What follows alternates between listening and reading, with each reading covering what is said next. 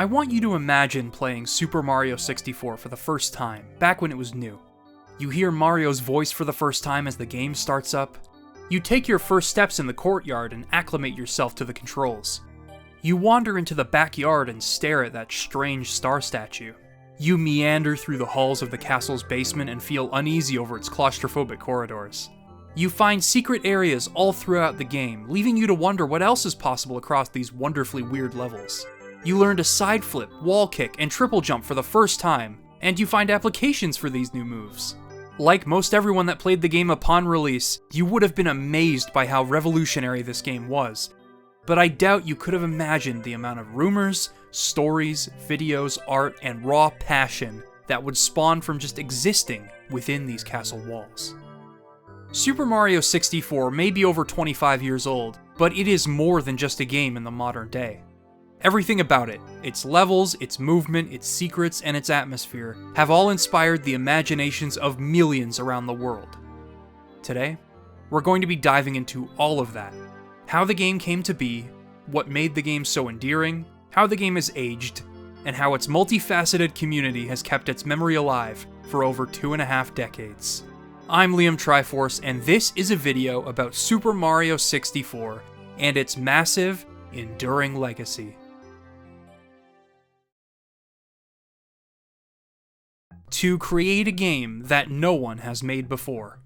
This was the ultimate challenge for many designers and programmers from the 1970s all the way up to the late 1990s. Creating a game for which there is no precedent is a daunting task, filled with frustrating bouts of trial and error. Throughout these decades of pioneering, we received platformers, first-person shooters, action-adventure games, fighting games, puzzle games, and many more that all broke ground in their respective fields. But when something has never been done before, something that lays the groundwork for all future games of its kind, where does that idea come from? Our creative endeavors are often just amalgamations of everything that we've consumed. For example, my content is essentially just a blend of the channels I watched in my formative years as a creator. The notion of a work being original is often a blend of several ideas coming together to form something you haven't seen before.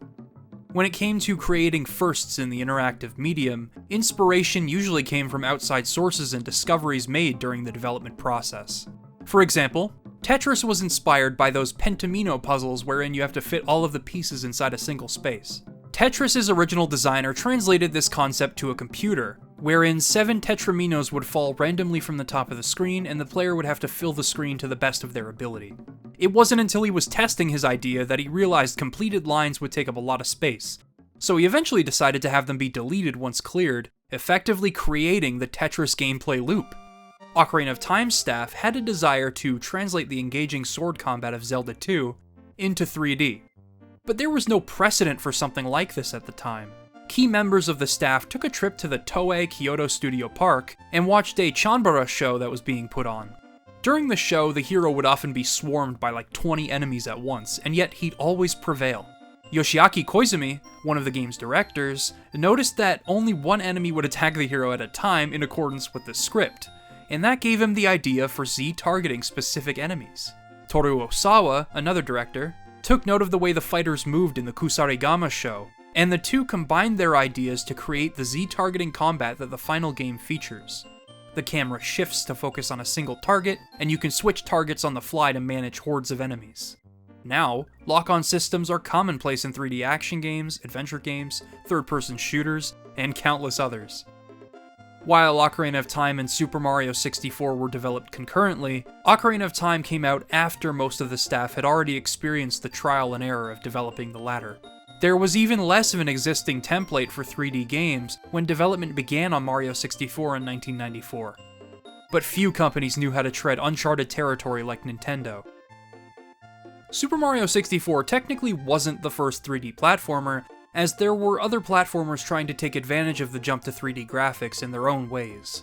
There were isometric platformers and games in which you run forward from a 3-dimensional perspective, but the first true 3D platform game was called Alpha Waves, released on home computers in 1990. You could move forward and backward, and turn left and right with the directional keys, a setup that we would later come to know as tank controls. This control scheme permeated most early 3D platforming efforts. You can feel them in games like Jumping Flash from 1995 and Bubsy 3D from 1996. Jumping Flash actually happens to be a pretty fun game for what it is, as you jump around open-ended levels looking for a specific number of MacGuffins to unlock the next level, as well as power-ups for your blaster to help you shoot enemies. The first-person perspective and the viewpoint panning down during jumps also helped alleviate the issue of depth perception when viewing a two-dimensional image of a three-dimensional world. And the general non-linear structure of each level could be seen as a starting point for the structure that Mario 64 would eventually adopt. Bubsy 3D utilized most of the 3D platforming framework seen in Jumping Flash, but it was far more annoying to play due to the sensitive controls, dull level design, textureless environmental graphics, and Bubsy himself. Crash Bandicoot, released in 1996, was perhaps the most noteworthy example of these early efforts, and its structure remained unique against Super Mario 64. The concept seems rather simple, as they took the perspective of a typical 2D platformer, put the camera behind Crash, and allowed him to move in 8 directions. But it was what they did with that concept that made Crash such a fun game. The controls, however, were not as tight as they needed to be. While they did break away from the tank controls in order to allow for more freedom of movement, the D-pad still limited you. As the platforming becomes increasingly more precise, using digital buttons to perform very specific actions, combined with Crash's sluggish midair movement, made certain scenarios way more challenging than they should have been.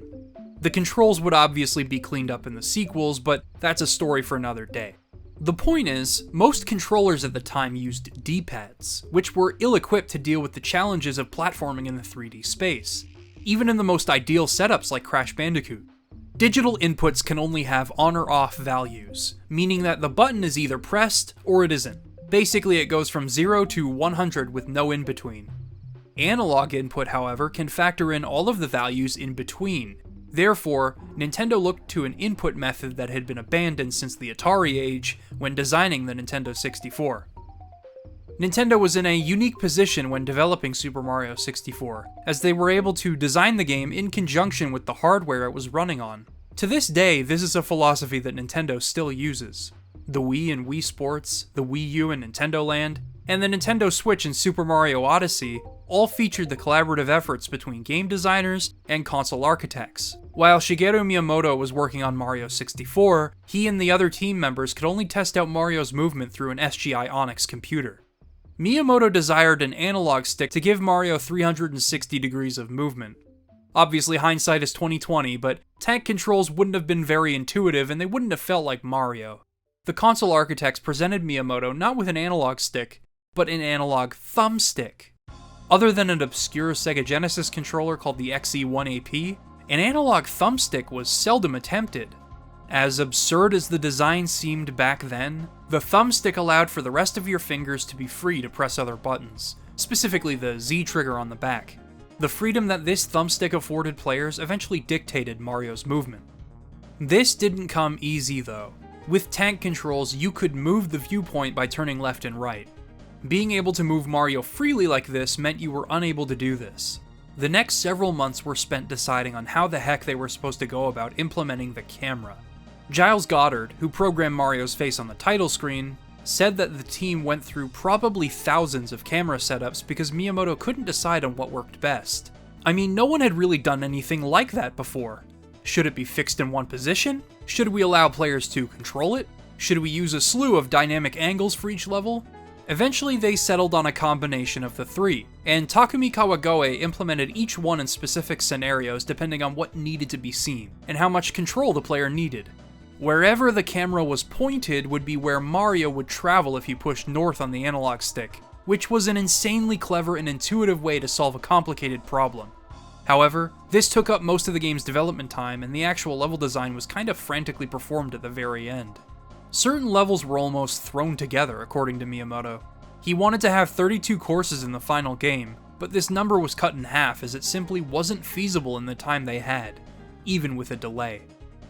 The Nintendo 64's launch was delayed from the 1995 holiday season to the summer of 1996, so that the game could be finished. This took time away from Nintendo throwing their hat in the ring during the 5th generation, But then president of Nintendo, Hiroshi Yamauchi, gave Miyamoto the extra time unconditionally. After the control and camera had both been settled on and a handful of courses were relatively complete, the game and the console it ran on finally made their debut at Nintendo Space World in November 1995. Visitors to the event were abuzz over Mario's control scheme. People of all ages were clamoring for a test run. Even Mario's big, beautiful face was so mesmerizing that Giles Goddard programmed a way for players to mess with it on the title screen and create art. The game never tells you that you can do this, but by touching the analog stick you can enter Goofy mode and start pulling on his nose and stuff. This little secret foreshadowed the endless wonder that awaited players inside the castle walls. In footage from Space World, you can see just how much players sucked at the game because they had never experienced anything like it. It seemed like a magical time to be a video game fan. With but a single game, Nintendo was able to sell millions on their console. Lee Hutchinson, a writer for Ars Technica that worked at Babbage's in the 90s, now known as GameStop, had this to say about the effect the game had on the launch of the system. The lack of launch titles proved to be no impediment at all to sales. Super Mario 64 carried the day almost entirely on its own. The rule that a console must have a broad spectrum of launch titles to appeal to the North American audience was generally true, but Nintendo found the exception. A single amazing title, with well-implemented 3D gameplay that most console players had never experienced, could bear the weight of the entire system on its shoulders. The game's impact was felt immediately. Analog thumbsticks are now an industry standard, and several 3D games to come would emulate Mario 64's control scheme within their own unique contexts. The structure of the game would directly inspire countless other 3D platformers to come. Nearly every 3D game to follow can trace at least a portion of its DNA back to the things that Mario 64 pioneered. While it's hard to agree with every decision he's made since the Nintendo 64, it is impossible to deny just how much of an impact Miyamoto has had on the interactive medium. And in developing Super Mario 64, he provided an alternative approach to the philosophy on originality I discussed earlier. Super Mario 64 evaluated the problems that D-pads created for 3D games, and instead opted to use analog control in an entirely new way.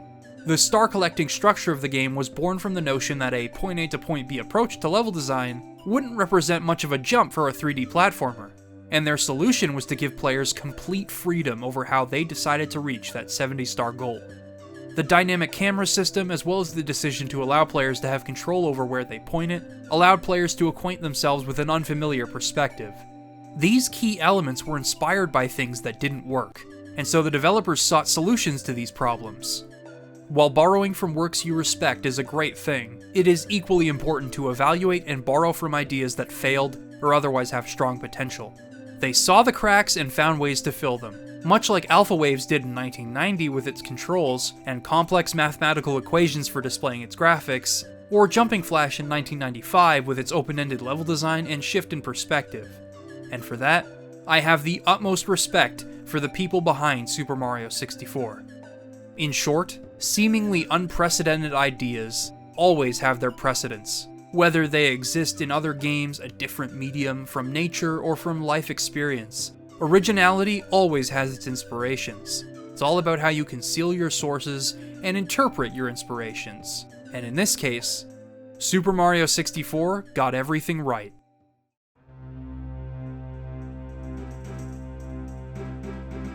I don't remember a lot about my first playthrough of Super Mario 64, but I do remember the castle and courtyard leaving a huge impact on me.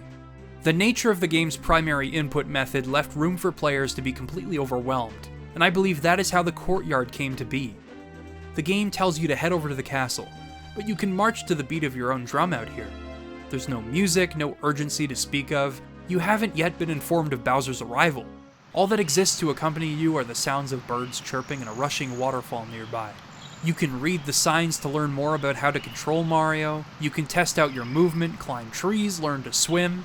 When I first played this game, I spent several minutes just playing around with the controls out here. This area truly feels like home, or like the street outside my house where I learned to ride my bike. And the courtyard is merely an extension of my home away from home, the castle itself. As a central hub, Princess Peach's castle blew my mind as a kid. Every single door held yet another mystery, but what made it so special was how it played into the structure of the game itself. Each door may require a certain number of stars, but which stars you choose to go for are completely up to you. 1 star could lead you to either Peach's Secret Slide or Whomp's Fortress. 3 stars could mean either Cool Cool Mountain or Jolly Roger Bay. The key to the basement means access to Lethal Lava Land, Shifting Sand Land, and Hazy Maze Cave all at once, and so on. So long as you meet those star requirements, you can explore and experiment to your heart's content. This is true for the levels as well. While the game funnels you into Bob-omb Battlefield first, and the hint before you enter alludes to King Bob-omb on the summit, you are free to roam the plains at your leisure. As you run along the main path, you'll no doubt spot some red coins. They are strategically placed along Bob-omb Battlefield's level elements to introduce concepts, and each time you grab one, it'll briefly flash the amount that you've collected. This red coin is placed about these rotating platforms, and these things actually become crucial in conveying the importance of timing your jumps. They lower and raise, and one will flip over when it reaches the top, causing Mario to slide off. This is an optional challenge, but it becomes mandatory in Whomp's Fortress, as it is your only way up to King Whomp. Variations of these platforms appear throughout the game. In the Vanish Cap stage, they are much larger in size, but they appear over a bottomless pit, making the red coins a bit riskier to go for and the platforming more daunting. The flipping blocks and tick-tock clock, while visually different, serve the same purpose in gameplay with a much tighter window for jumping. The windmill platforms in the Bowser stages are also reminiscent of the same concept, with the final set of platforms serving as your last obstacle between you and the end of the stage, and falling off of them means losing a lot of progress. All of these level elements can be traced back to this one red coin in Bob-omb Battlefield, and this one hurdle in Whomp's Fortress. Other red coins, like this one on the hill or these two just outside the main path, reward taking your first steps into true exploration and even manipulation of the camera. These red coins teach you about slippery slopes, and briefly introduce you to the sliding controls, which are further tested in Peach's Secret Slide behind a 1-star door. This red coin sits atop a floating island, which remains a mystery until you either unlock the cannon, the wing cap, or you gather all of your knowledge over the game's mechanics and perform a super specific jump to make it over. This red coin can only be obtained if you conquer your crippling fear of the Chain Chomp. This thing terrified me as a kid, the way it abruptly jumps out towards you, the loudness of its bark. But you can grab a red coin once you learn his pattern of attack, and even ground pound the post that has him chained down for a star. This level is merely a sampling of the imagination that made Super Mario 64 famous. It has subtle tutorials like the platforms, the strategically placed red coins, and the fact that King Bob-omb teaches players how to judge distance and positioning when interacting with things. King Bob-omb may just wander slowly towards you, but for someone's first 3D gaming experience, this boss is essential. The race with Koopa the Quick also pushes players to optimize their movement, a test of their experience with Mario's abilities. And the mysteriously titled Mario Wings to the Sky alludes to those mystifying hollow item boxes that float in certain places across the level, which asks players to search for the solution inside the castle walls. The creativity and freedom at play distinguishes itself from the design of previous Mario games, and the level does an excellent job setting up the magic and wonder of both what is possible with Mario's abilities, and the settings for which you can apply them. And Bob-omb Battlefield's relatively harmless terrain and compact size make it the perfect starting level. In that regard, this level, as well as the game's overall structure, functions similarly to World 1-1 in Super Mario Bros. Every time you'd lose all your lives, you'd have to replay that level and you'd keep getting better at it until you'd eventually mastered it. This is true for each course that Mario explores. Although the stars each have different objectives, you're running through the same areas for different reasons. This organically allows players to become more knowledgeable about each level and how they can use Mario's moves to the fullest extent, until they eventually have to conquer each Bowser level. Red coins continue to push players to memorize level layouts and to look for secrets in each level, while also challenging them to use Mario's moveset and the camera effectively. Whether that means carefully jumping across floating islands in Whomp's Fortress, checking clams underwater in Jolly Roger Bay, working through limited platforming space in Tall Mountain's cliffside challenges, or putting mastery over your movement to the test in Rainbow Ride's vertical maze. The special Bowser levels that block access to the castle's other sections also contain 8 red coins for a secret power star, and they challenge you to go beyond the level layouts, which already compress all of the concepts taught and tested across each level into one tough endurance run of platforming brilliance. Each element appears in some form across various levels. Rotating platforms, moving platforms, skinny and winding platforms, elevators, wall jumping, lava and its tendency to raise and lower to conceal platforms, as well as vertical level design that calls back to the upstairs levels and their infatuation with having the player climb upwards. Each star hints at a new challenge or secret in a level, which drives your imagination as you venture off into the unknown. Some star names can be vague or misleading. Pluck the Piranha Flower is actually referring to the reward you get for killing the big piranha flowers in Tiny Huge Island. Pyramid Puzzle and Shifting Sandland is way too generic of a name, even if the key inevitably reveals itself when you accidentally stumble upon one of the secret spots. While Wall Kicks Will Work in Cool Cool Mountain doesn't exactly give you a concrete hint as to where you need to be looking. With that said, certain vague star names can really get your imagination flowing. Through the Jet Stream in Jolly Roger Bay can potentially appear long before you have the prerequisite for obtaining the star in question. Then comes Metalhead Mario Can Move in Hazy Maze Cave, which alludes to a secret door that you need to have found in the depths of the cave. It leads to the green switch, 8 red coins, and the discovery of the metal cap.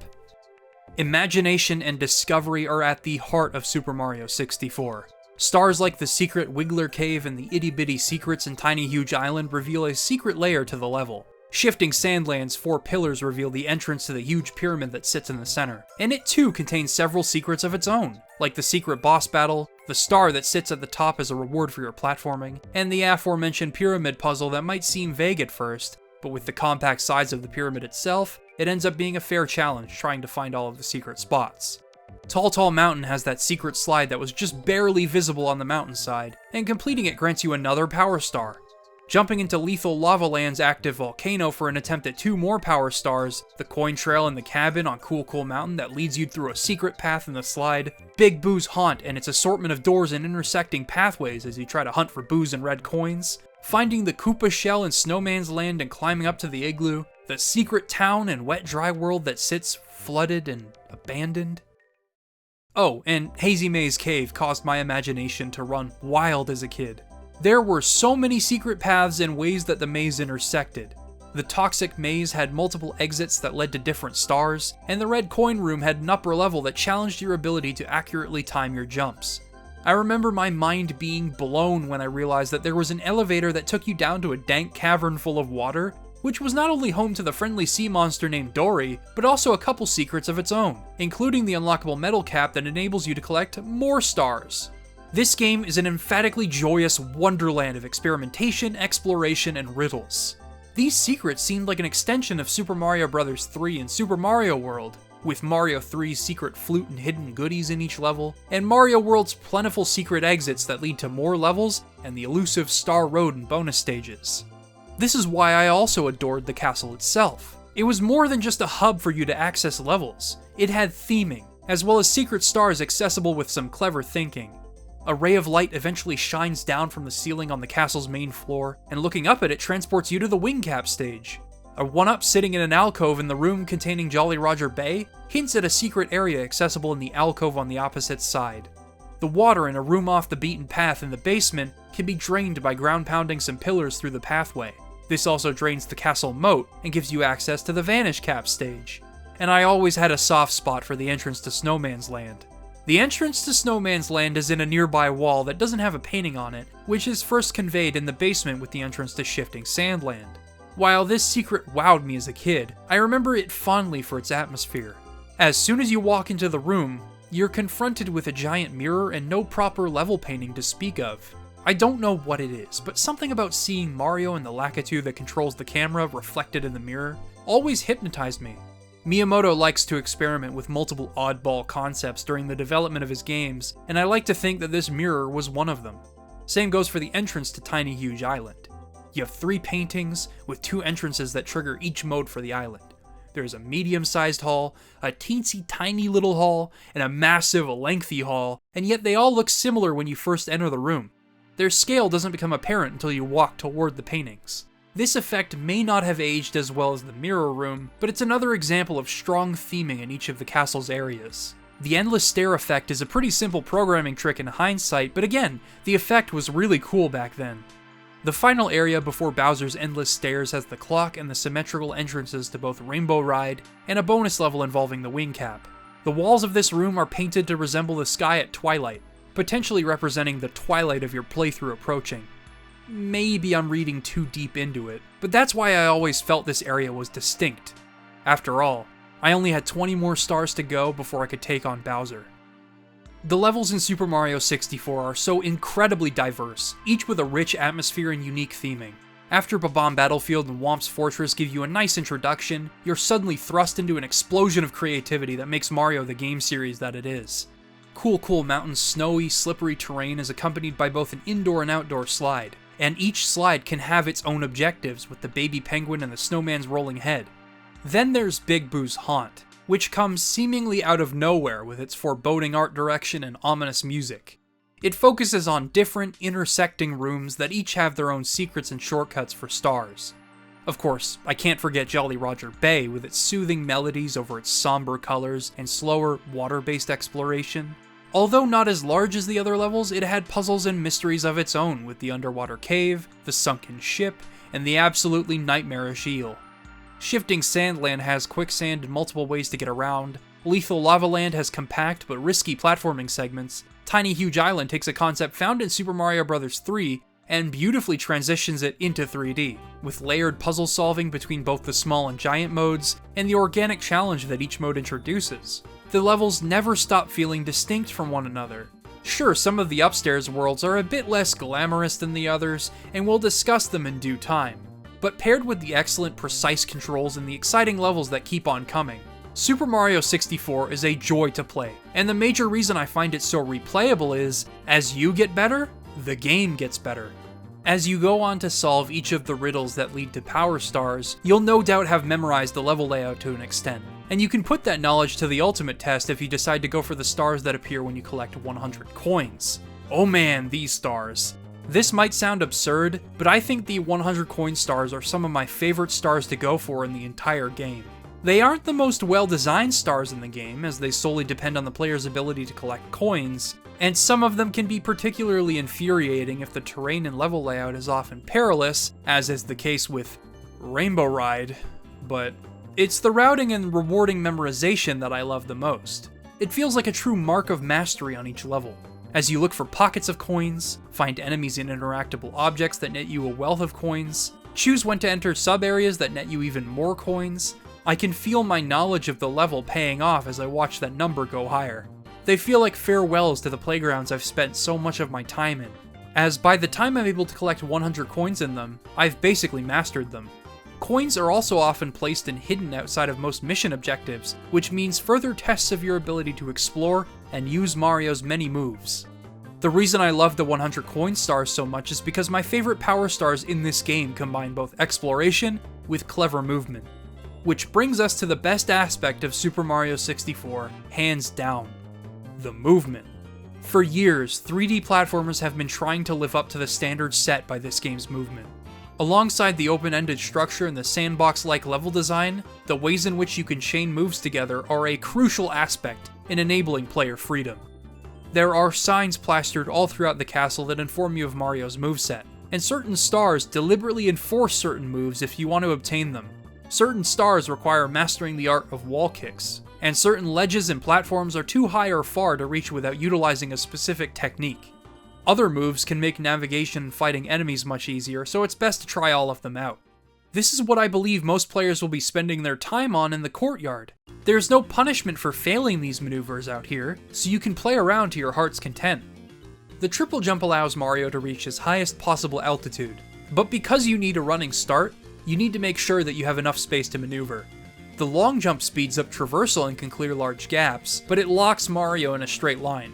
The side flip is a quick and easy way to gain height and requires less speed and room to move than a triple jump, but it too locks Mario in one direction to some extent.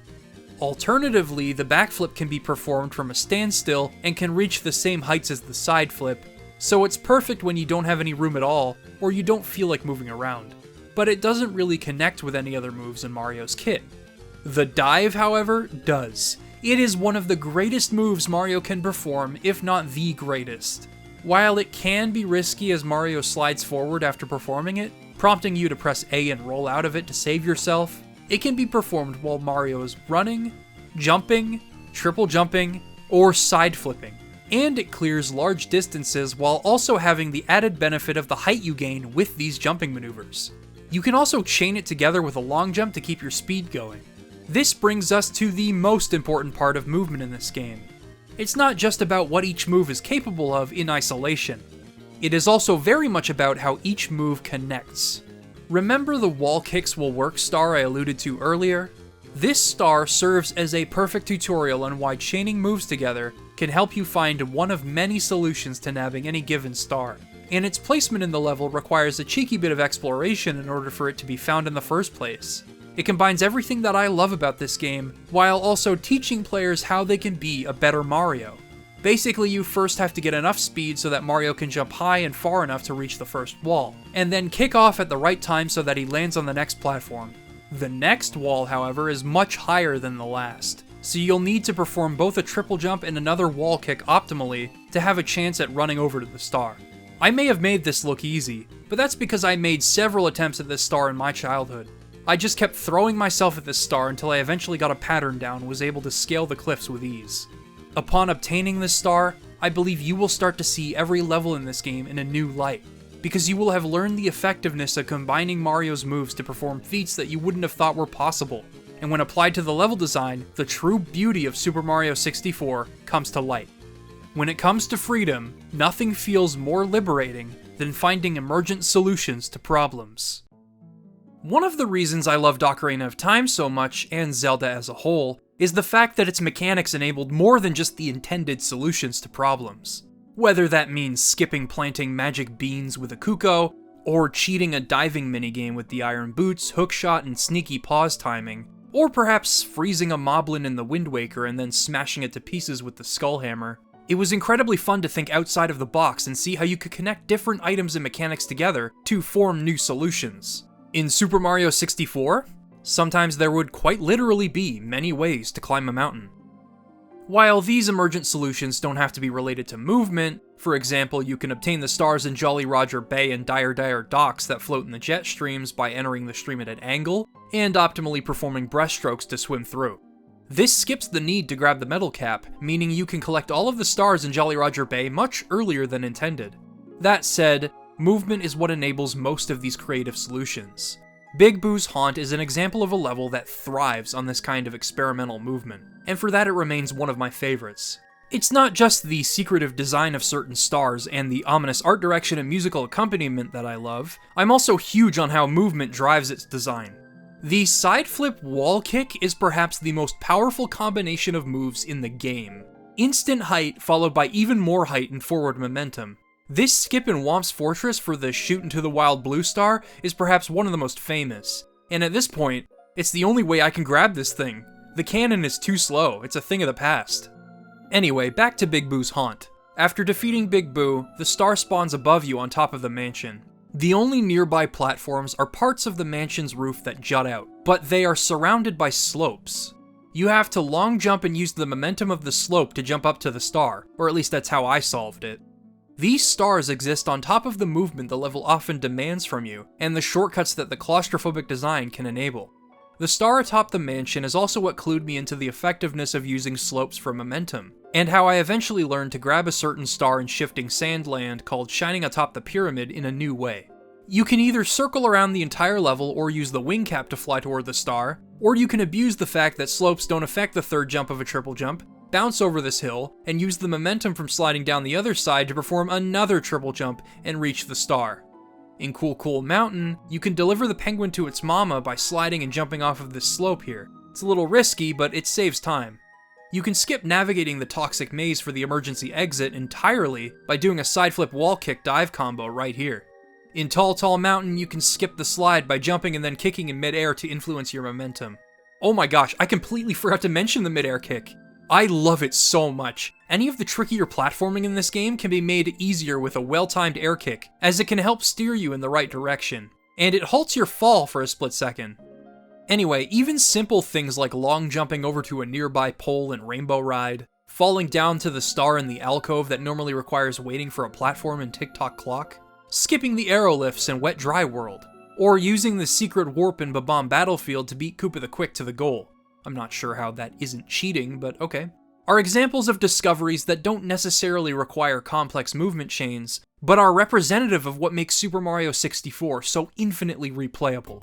This advanced movement mirrors the mastery of World 1-1 in the original Super Mario Bros., but the nature of these open-ended 3D levels means that much, much more is possible. All that's left is for you to discover what can be done. Discovery is at the heart of this game in all of its facets. Discovering the controls and level design for the first time. Discovering secrets across the levels in Castle Hub. Discovering solutions to the riddles conveyed in star names. And discovering ways that you can bend the controls and level design to your will, with the moves at your disposal. I'm still discovering new ways to chain moves together, and I'm still learning ways to apply them to any given situation. The submarine in Dire Dire Docks, for example, disappears after you defeat Bowser in the Fire Sea. This leaves the 8 red coins suspended in the air, and moving poles spawn so that you can pole jump your way around to collect them. However, if you go for the 8 red coins with the submarine intact, with some precise movement you can skip the waiting that the poles entail. Recently I was streaming this game on Twitch and I was practicing getting the 8 red coins in Bowser in the Fire Sea as fast as I could. These platforms will slowly raise and lower themselves, which makes walking up difficult and jumping up to the next platform even more so. There's a red coin on one of these platforms that will be in reach at one point, but out of reach the next as the platforms move. In order to grab it, I tried performing a side flip and a ground pound to reach it, and somehow the hitbox on Mario's butt extended to the point where I was able to grab that coin. Sure, I could have just waited for the platform to lower, but why would I when I know what's possible in this game? That is the magic of experimentation in this game. Not every level is perfect though. Miyamoto alluded to certain courses being thrown together in time for the game's release, and some of the upstairs levels are where this becomes most apparent. Tick-Tock Clock is a controversial level, as it is a winding vertical trip up several tricky platforming challenges with stars placed incrementally as you ascend further up. Either grabbing a star or dying means repeating the process all over again, and that is seen as repetitive by a lot of people. To some extent, I agree, but the ways in which platforms are clustered together as you ascend make it yet another playground for experimenting with Mario's moveset. Of course, the early portion of the level is unavoidable and it has one of the most annoying 100 coin stars in the game, but man, I just love the challenge. It feels like a way to prove myself with how much I know about how Mario controls. It also has one of my favorite secrets in the game. The minute hand dictates how platforms and level elements move. If you enter when the hand is on 9, everything will move quickly. 3, everything will move slowly. 12, everything will freeze, which is handy, but this also requires you to get creative when elevators don't take you up to higher portions of the level. Finally, 6 makes everything move at a random pace. Fun, if you're a masochist. Despite some of the levels in the upstairs section having serious issues, the only level in this game that I truly despise is Rainbow Ride. That major problem lots of people had with Tick-Tock Clock is exacerbated here, wherein the level is too open for many sneaky shortcuts to take place. Thus, you're stuck riding the flying carpet for multiple stars, and if you fall off at any point, it means waiting on the carpet all over again. This already makes grabbing the stars annoying, but the 100 coin mission? Yeah, you can probably imagine how it feels. There's also Wet Dry World, which, I don't know, I was always put off by this level when I was a kid. I think I'll save this level for later, it has this strange aura about it, if you know what I mean. Anyway, there is an upside to all of these sucky stars and levels I've discussed. If you don't like a certain power star, you can simply leave and look elsewhere for stars. Sure, collecting 120 stars obviously makes these stars unavoidable, but seeing as collecting 70 stars is a challenge to begin with, this liberates players to forge their own path, just as the movement does. And when it comes to finding the wackiest solutions to stars, no one can do it quite like speedrunners. When talking about chaining moves together and finding emergent solutions to age-old power stars, no one has been able to flesh out and master Super Mario 64's movement quite like speedrunners. It is one of the largest facets of Super Mario 64's community when it comes to both runners and viewers, and a showcase for the beauty and depth of the game's controls, level design, and movement. See, speedrunners aren't just finding ways to link moves together and skip portions of levels with advanced techniques. They're also trying to do all of this as fast as possible. When we observe some of these fantastic feats that speedrunners are able to accomplish, few of us are actually conscious of how much work goes into perfecting runs. Having performed quite a few speedruns myself many years ago, I have an inkling of how much practice it takes to even have a chance at a world record. These days I don't really have that kind of time. I've thought about learning how to run Skyward Sword at some point because the glitches and movement fascinate me, and I've flirted with the idea of running Mario 64 because of how much I love the movement, but I just can't commit like I could when I was in high school. That speedrun footage I showed you was from my last speedrun to date, recorded on March 9th, 2020, a year after I had graduated college. My last submitted run for that game was 3 years prior, which is why the splits were so amazing. I was able to implement new strategies and some cleaner gameplay.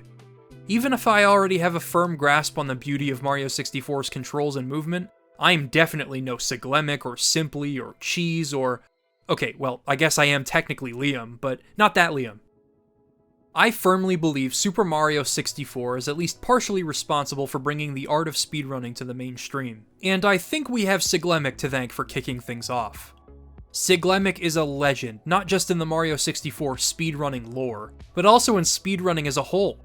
In the early 2010s, Sig was one of the most popular streamers on Twitch simply due to the seemingly impossible level of skill on display. No one had really seen anything like what Siglemic was pulling off in Mario 64. Sig's accomplishments spread like wildfire. Several news articles were written about Sig's speedrunning career, and several top runners credit Siglemic as their inspiration.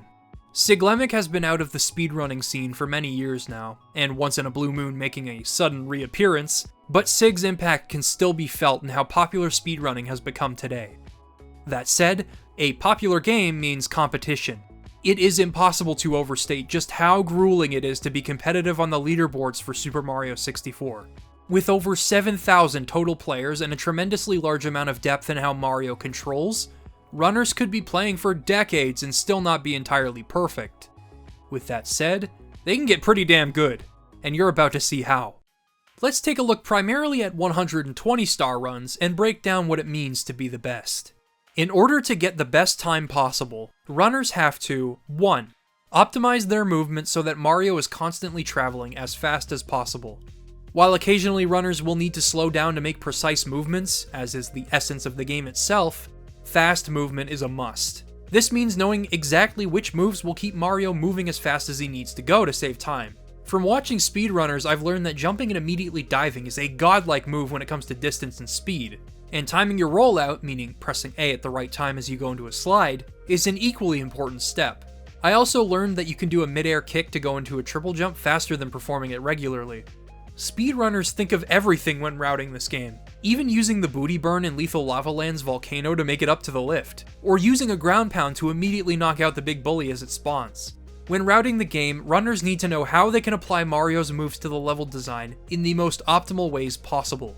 This means looking over every move in Mario's kit, how fast he could potentially be traveling, how much height he could gain, and how much time it could save in the end. Take a look at the way Liam climbs Tall Mountain. He long jumps over to the log, wall kicks from the bunk with good timing, does an air kick and triple jumps to just barely make it up the slope, and then performs a side flip wall kick ledge grab combo to make it to the peak. From the rolling log portion of the mountain to the peak, it took him around 11 seconds to grab the monkey. An insanely fast and creative way to scale the mountain, and a testament to how applications for Mario's moves exist pretty much anywhere, so long as you decide to look for them. Obviously, runs take advantage of some of the jank that Super Mario 64 features to create some awesome skips, but a lot of these still require good movement in order to be performed optimally. Even in 16-star and 0-star routes, which have implemented tricks that skip pretty much the entire game, movement is still the #1 priority. The only trick I can think of that isn't dependent on a player's movement skills is arguably the most famous glitch in all of speedrunning, the good old backwards long jump.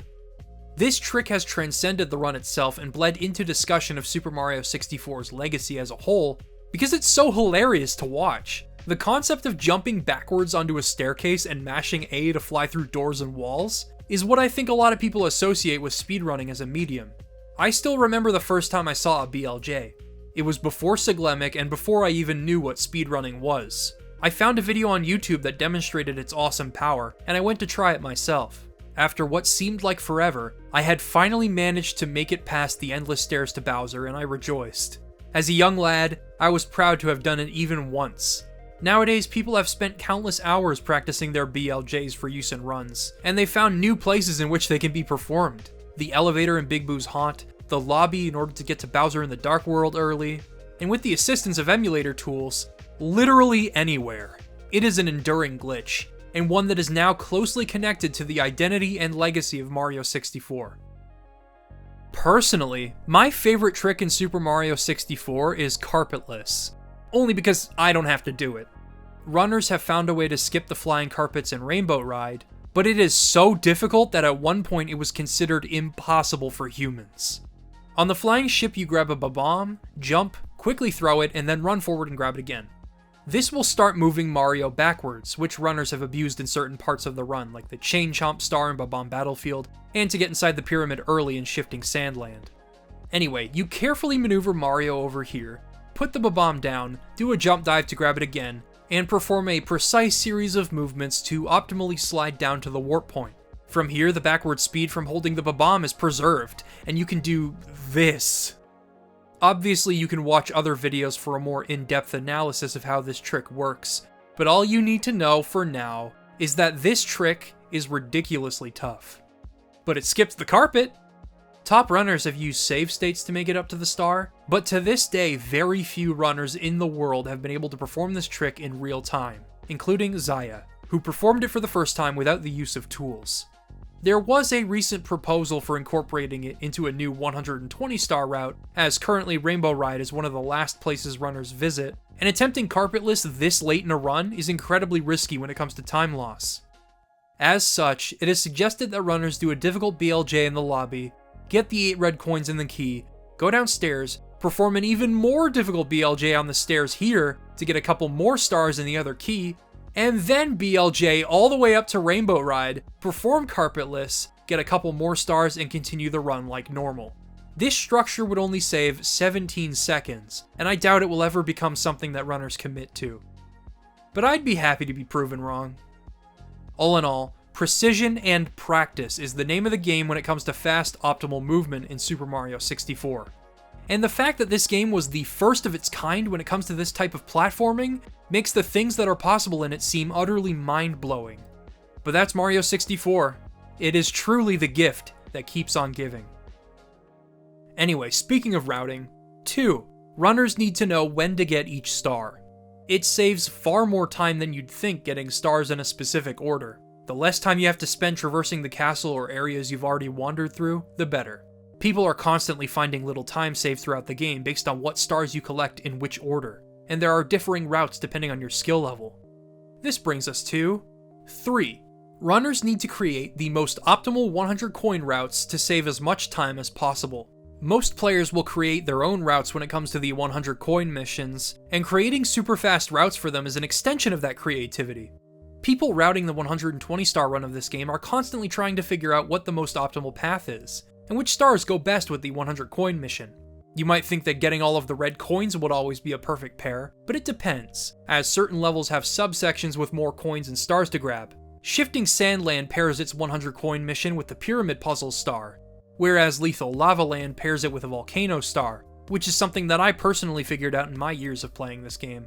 You simply grab the Koopa Shell, which allows you to ride across the lava and net yourself as many coins as possible before jumping into the volcano. The game even encourages this, as there are lines of coins along the lava and certain level elements that are begging to be grabbed with the Koopa Shell. I find that 100 coin missions are often the most fun stars to watch in a speedrun. To give you just a sampling of what it's like, here's a brief clip from HMC 100 Coins performed by Cheese. After doing some quick rollouts, he sets up a triple jump and then wall kicks to make it up to the eyeball, and upon defeating it, he allows the blue coin to fall from the platform. From here, he ground pounds this block for a red coin and lands directly on a scuttlebug underneath him, which nets him a cool 5 coins. He then sets up another triple jump and ground pounds another block for the final red coin. The star spawns, he picks up the blue coin for the final 5 coins, and then grabs the 100 coin star before grabbing the red coin star to end the level. Whoever set this up in the 120 star route is a freaking genius, and Cheese performed this so well. All of these factors make Super Mario 64 such an incredibly difficult game to master. But it also fostered one of the most passionate communities I've ever seen in video games. To be competitive, you need to make this game your life to some extent. And that is exactly what a talented young man named Simply decided to do. That chest is definitely not carpetless. Big Simp got his start when he discovered Siglemic on Twitch, and he decided to play the game again on an emulator. His mom got him an Xbox controller, and from there he got serious about running the game. He spent his first paycheck on a Nintendo 64, became friends with Cheese, another legendary runner, and eventually tailed him on the leaderboards to the point where he made it to 3rd place. He severely struggled with self-doubt after a while, which is something that many speedrunners face as they attempt to improve their times and set records. Speedrunning is a physically and mentally exhausting activity, and he eventually developed tendonitis and carpal tunnel while trying to speedrun the game in college. He had to stop playing Super Mario 64 altogether in order to heal and focus on his schoolwork, despite being so close to the world record. With time and the help of a book called The Mind-Body Prescription, he was eventually able to cure his hand pain and return to the game. After several runs over a period of 6 months and feeling like he had hit a wall, it all came together in a run that took place in May of 2020. After years of practice, years of health issues, and years of self-doubt, he finally achieved his very first world record. It was an emotional moment. What's wrong? I did it. You did what? World record. Larry, you got the world record! Oh my god! You got the world record? Oh my face! Oh my god! I knew it was coming! Oh my god! Hey, bud. Oh my god! What'd you get? What was your time? Oh my god! 1:38:28. Oh my So god! 11 seconds or 9 seconds? Oh! Guess who's #1 in the world? Oh my god! Oh my god! Of course, a handful of runners have been able to achieve world records in Super Mario 64, and each of them have their own stories to tell. Simply's is just one of them. Cheese managed to set a world record at Break the Record Live in 2020 despite being sleep-deprived and ill. His movement throughout most of the run is almost inhuman, and the record was well-deserved. I can't go over every story in great detail here, but for a greater look into the journeys of these runners, I highly recommend you check out the Twitch and YouTube channels for the runners I featured in this segment. I think Super Mario 64 accomplishes one of the primary things that a speedrun needs to do to keep people watching. It doesn't matter what runners are doing, good movement that saves time is always entertaining, due to the precision and split-second decision-making runners need to perform. Speedrunning encompasses the gorgeous depth of Super Mario 64's controls perfectly, and it will continue to serve as a strong pillar that upholds the game's legacy for years to come. I mean, what else can you say about Super Mario 64 that hasn't already been said? The levels are a joy to explore and master. The stars are both silent tutorials and tests that require players to think outside of the box at all times. The player can be just as creative as the stars can be. And the controls, oh man. It's not just the fine accuracy that the analog stick affords you and the ways in which you can influence your midair momentum. It's the depth and the mastery of Mario's moveset, the satisfying ways you can link moves together, and the insane skill gaps that you can observe between players as a result. The controls are simply amazing. But I have one little problem with them. Hear me out. At this point, I can fly through the game with relative ease, but there's one thing that has always bothered me about them. Usually, if you quickly switch to the position opposite of the one you're pushing the stick in, Mario will slide before turning around and moving in that direction. This makes sense and it works. We've seen this with the side flip move countless times. However, this sliding animation only comes out when you have enough speed. If you're attempting to turn this way without much speed, Mario will perform an awkward U-turn that has killed me on numerous occasions. Look here, all I'm doing is pushing straight up and straight down on the analog stick, and Mario feels the need to perform wide U-turns to the left or right in order to reorient himself. This is why I often stop dead in my tracks on tight platforms before continuing to move around, because if I try to keep moving after landing from a jump, Mario will do that stupid U-turn and get me killed. Yeah, it's a minor issue, but an issue nonetheless that future Mario games would take steps to alleviate. Super Mario Sunshine still has it, but the turns are much faster and tighter, and it takes less speed to go into a skid, so it was essentially a non-issue. But that reminds me, With me gushing over Super Mario 64's brilliance, I also have to pinch myself and take stock of the fact that it's been over 25 years since it was released. Several other 3D platformers have followed in its wake, and they all have their own takes on that running and jumping feel. Future 3D Mario games have cleaned up and tightened Mario's core movement, and a lot of people have started with those, instead working backwards and playing Mario 64 after the fact. A lot of people have had issues with the controls, and I know certain people watching this are bound to have some too. I can go on about what Mario's moveset can enable, but that is all dependent on the player's ability to acclimate to the controls. As I grew up with this game and I continue to replay it endlessly, I cannot remember the specifics of how I adjusted to them, and thus it is impossible for me to give an objective view of what it's like to play Super Mario 64 for the first time. Of course, I could talk to somebody that has experience with 3D games and has never played Mario 64, but I've already seen those reactions firsthand. To understand if Super Mario 64's controls could be just as problematic as they were brilliant back then, I needed an unbiased outside perspective. And I knew just who to call. Outside of Mario Kart and Wii Sports, my dad hasn't played much of any video game that was released outside of the 1980s. During most of the decade, he was in his 20s, and he played a lot of arcade games and pinball.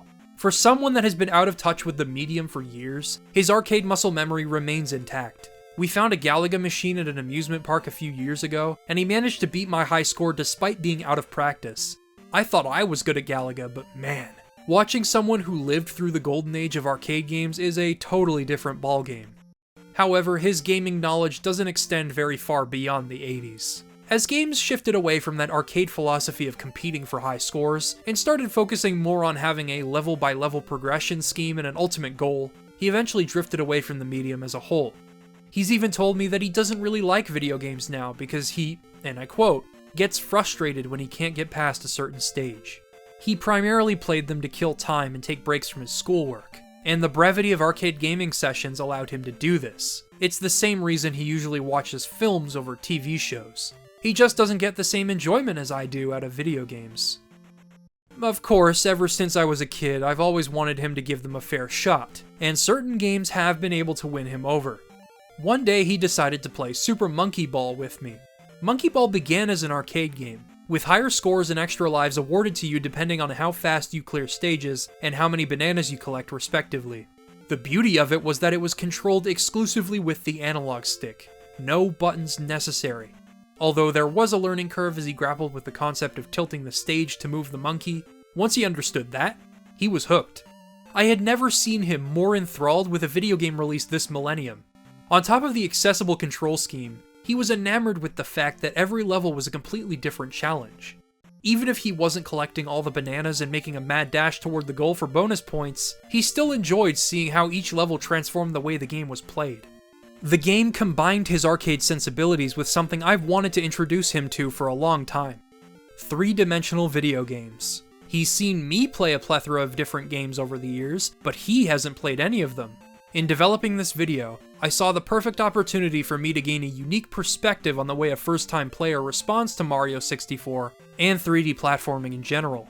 It would be as though Super Mario 64 was brand new once again.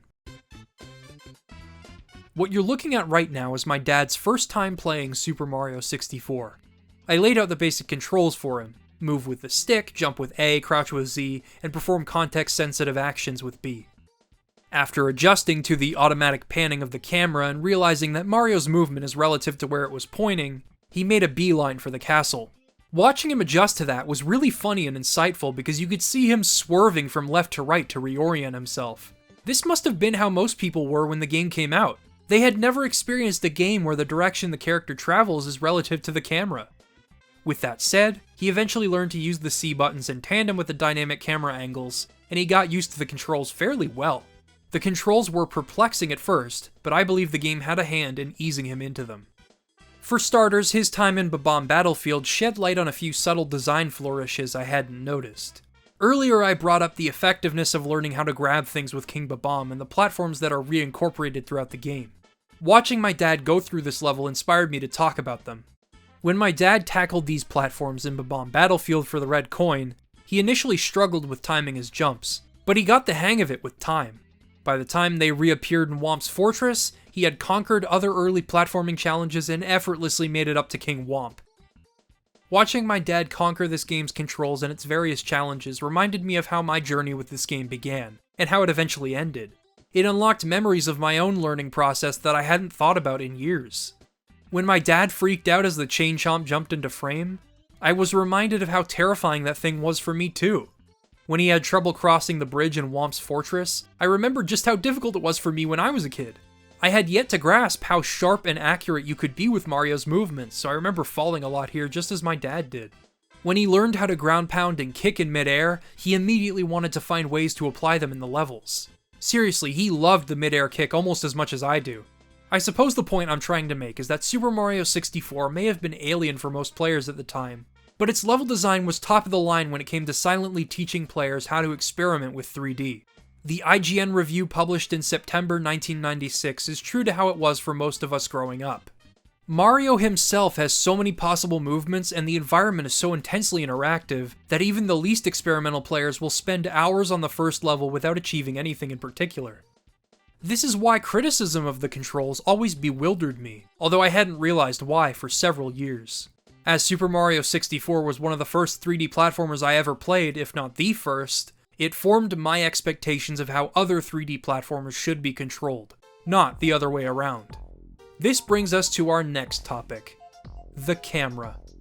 Even though it was the first of its kind, the virtual camera system in Super Mario 64 is relatively controversial nowadays, and even contemporary reviews were critical of it.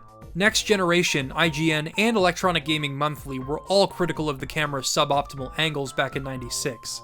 Even when players tried to point the camera in the right direction, it would often get stuck on walls, behind obstacles, and sometimes it just wouldn't turn at all because they hadn't programmed the camera to be in that specific position you wanted. Later 3D platformers did eventually develop smarter cameras that glide along walls and highlight characters through obstacles, and this may have accentuated a distaste for Mario 64's camera. But it was always finicky. Even after my dad had learned to move the camera in tandem with Mario, he had trouble manipulating it in tight spaces and around certain things, often leaving him disoriented. Also, this happened in Peach's room while the camera was zoomed out. This didn't help. Giles Goddard acknowledged this initial criticism of the camera, but he viewed it much more positively and credited Takumi Kawagoe for his work on it.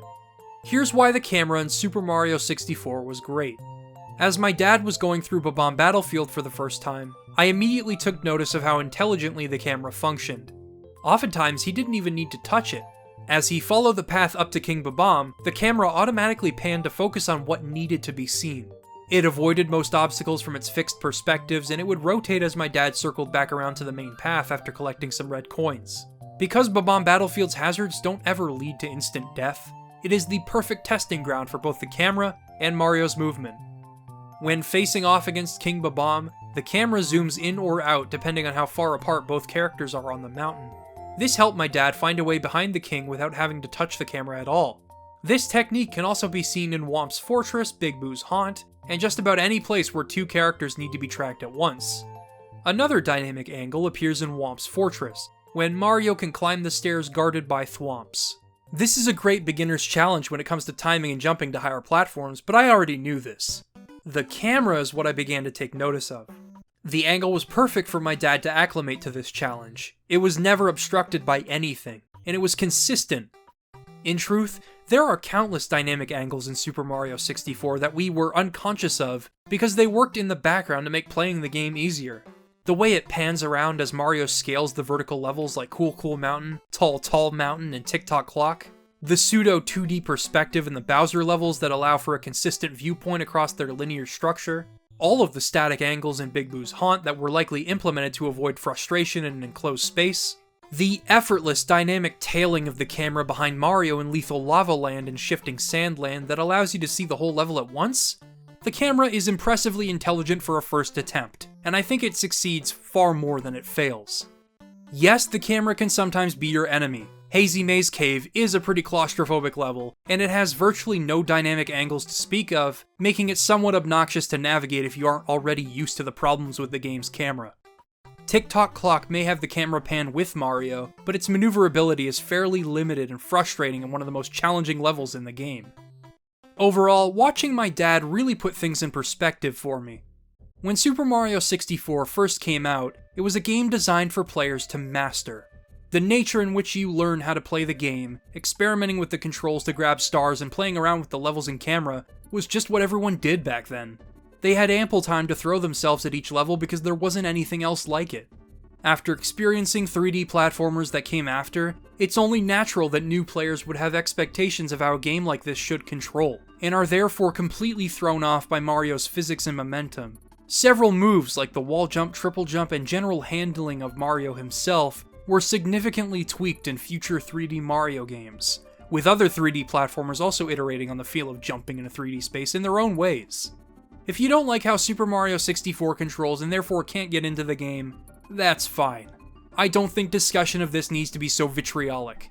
I think the movement in Super Mario 64 is absolutely brilliant, but the barrier of entry brought about by it being the first of its kind is understandable.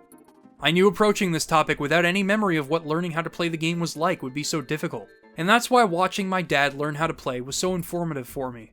Without any expectations set by other games or the limitations of time against us, we had all the time in the world as children to just learn how to get good at Mario 64, and I believe the game sets players up for this. Collecting each star was an event, and every obstacle cleared was cause for celebration. This brings us to another issue that has arisen with the existence of other 3D Mario games. From Super Mario Sunshine onwards, isolated objectives in each level would usually transform a level and warrant the need to kick Mario out. Whether that means covering an entire level in fiery goop, the return of Petey Piranha, or something else similarly transformative, each mission reinvented the reasons and the methods in which the levels were traversed. By the time we received Super Mario Galaxy, the structure was still akin to the previous games, but the levels took you through far more linear and distinct batches of planets for any given power star, so kicking Mario out made even more sense here. As the years went by, the need to kick Mario out of levels in 64 made less and less sense. The levels are all built like sandboxes, and you can usually grab each star in any order you like. You can grab Watch for Falling Rocks before the star in the Sunken Cavern in Hazy Maze Cave if you so choose, because the order in which they appear on the select screen is all but window dressing. Of course, certain stars do require the level to be reloaded, like when you raise the sunken ship in Jolly Roger Bay after plundering it for a power star. But other than that, all of the stars are loaded in at once, so I doubt memory was an issue. On top of that, the 100 coin stars in regular levels and 8 red coin stars in the Bowser levels don't kick Mario out, allowing you to grab another star if you so desire. Usually I chain the 100 coin stars with the 8 red coins as the reds are worth 2 coins per piece, but sometimes my routes take me in different directions. For example, Cool Mountain and Tall Mountain slides provide me with 80 to 90% of the coins I need for the star, so there's no need to collect all of the reds and waste my time. As you can see, this grants you a great deal of freedom to explore and strategize, something that Mario 64 thrives on. As such, why not allow this kind of star collecting to take place? Obviously, hindsight is 20/20. Super Mario Odyssey introduced the perfect compromise, wherein specific power moons were touted as the main objective, and collecting them would load new level elements. Other power moons could be collected at your leisure and didn't kick Mario back to the Odyssey. This would have been perfect for Super Mario 64 in hindsight. You grab the star in the ship, and from there it takes you back to the shore, wherein you can see the ship has risen from the water. After defeating King Womp, you respawn at the bottom of the fortress, wherein you can see that they've built an extension in his absence. With these stars loading new elements, other stars could be racked up at your leisure without the need to kick Mario out. This would also make levels like Tall Mountain, Tick-Tock Clock, and Rainbow Ride much more bearable because you could grab multiple stars at once, especially those last two levels. Of course, there is a counter-argument to why the game was designed like this in the first place. As I mentioned, 3D games were so new that collecting each star felt like an event, and it was important to gather your bearings after you'd collected one. When people had merely just begun playing 3D platformers, this issue wouldn't have been in the realm of understanding. Some people also still prefer it this way, as being able to perform a sweep of the level for power stars removes some of the memorization that the game's original structure required. This brings me to my final point. When I was a kid, it took me years to finally finish this game. I played this game for the first time when I was 5 years old, and I didn't finish it until I was 8 or 9. I played it a lot in between, but there were some stars that I could never figure out. There were levels that were just too difficult for me. I'd create new save files and retrace my steps, and I learned new ways to improve my movement. Every star truly was an isolated challenge to conquer back then. Other games came out in that time that had a much firmer grasp on three-dimensional game design, and I got better at video games in general by playing them. My critical thinking skills developed, as did my reflexes and hand-eye coordination. I grew up while playing Super Mario 64, and eventually, I met that 70-star requirement. I finally broke the curse of the endless stairs and jumped into the final level. I can make this look easy now, but with limited experience in 3D platforming this tough, it was brutal when I was a kid. Every single level element that you've encountered throughout the game makes a reappearance, all thrown together in a brutal final examination of your ability to control Mario. I can't remember the specifics of what it looked like for me to attempt this level all those years ago, but I do remember the pain of falling from higher up and having to start all over again.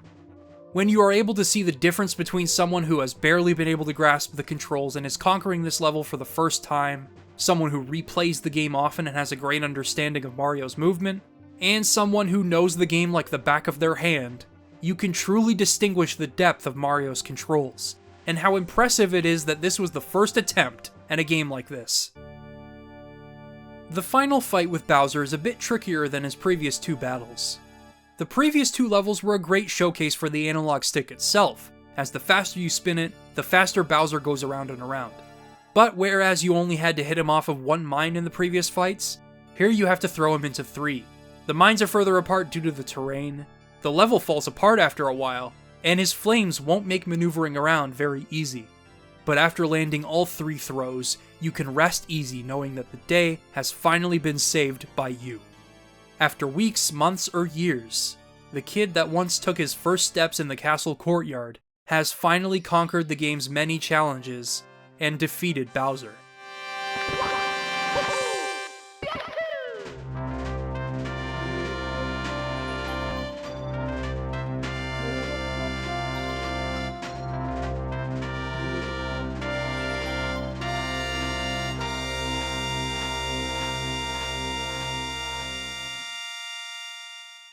Although many memories with this game have escaped me, one that will always stick with me was the feeling of happiness washing over me as I landed that last throw and watched the credits roll.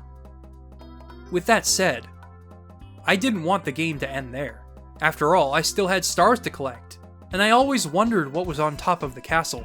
How do I unlock that cannon in the courtyard?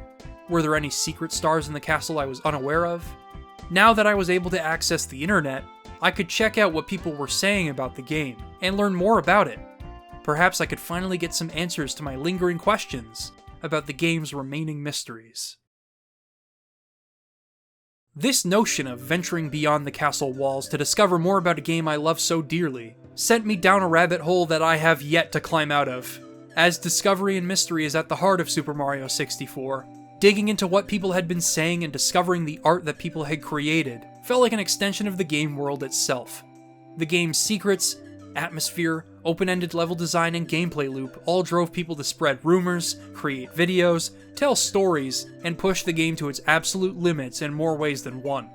Let's take a look at how the imagination that Super Mario 64 constantly inspired has contributed to its long-lasting legacy.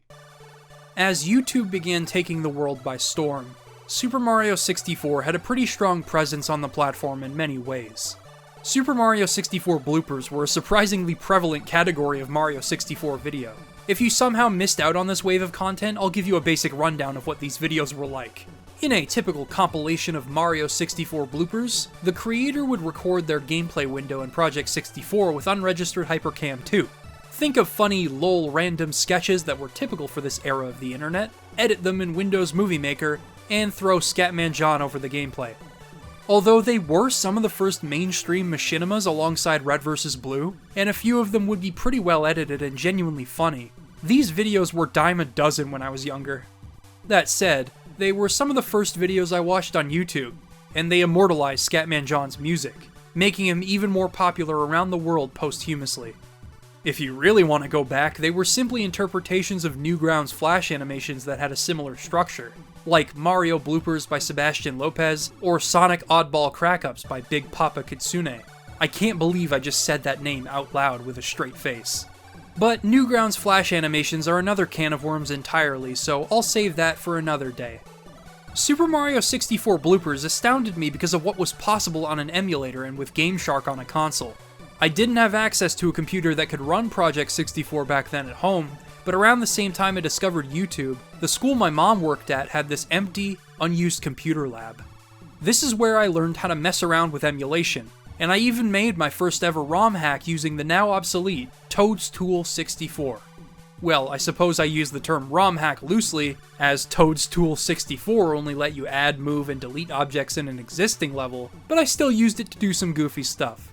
Game Shark codes also provided me with endless entertainment back then. Nowadays it doesn't seem so amazing to add a moon jump code to a game through modding, but back then it blew my mind to be able to moon jump up to the castle roof. To give you an impression of just how much fun Game Shark was for me back then, before Game Shark I used to tilt the cartridge in my N64 while the game was running, after which Mario would suddenly become limbless and the audio would be garbled beyond repair. I must have pissed myself laughing the first time I made this happen. This cartridge tilting lived on both through wacky Game Shark codes, but also for many years after that, in a subgenre of Mario 64 videos called Corruptions, popularized by Vinesauce. Throughout my years of messing with Super Mario 64, I had not seen anything like the stuff showcased in that Corruptions video. Mario's polygons reaching the heavens, the ripple effect in the paintings violently growing and consuming everything. I think I may have laughed myself into a coma when I saw the messed up save select screen for the first time. I hope my mom doesn't get retroactively reprimanded for this years after leaving, but those computers were all rendered pretty much unusable by the time my brother and I were done with them. We pumped those Windows XP machines full of viruses over the course of a year, and then just left. And the worst part about it was that I didn't know what I was doing. I was just like, man, this computer is slower than it used to be. And then I'd just move on to another computer and ruin that one too. That said, I learned a lot about computers trying to mess around with a game I loved. Well, more like I learned what not to do. Speaking of ROM hacks, Mario's movement was so much fun to experiment with that it was hard for people to leave it alone. They couldn't settle for just the levels within the castle walls, and future 3D Mario games weren't quite giving them the same feelings. The ROM hacking scene has flourished in creating playgrounds for Mario.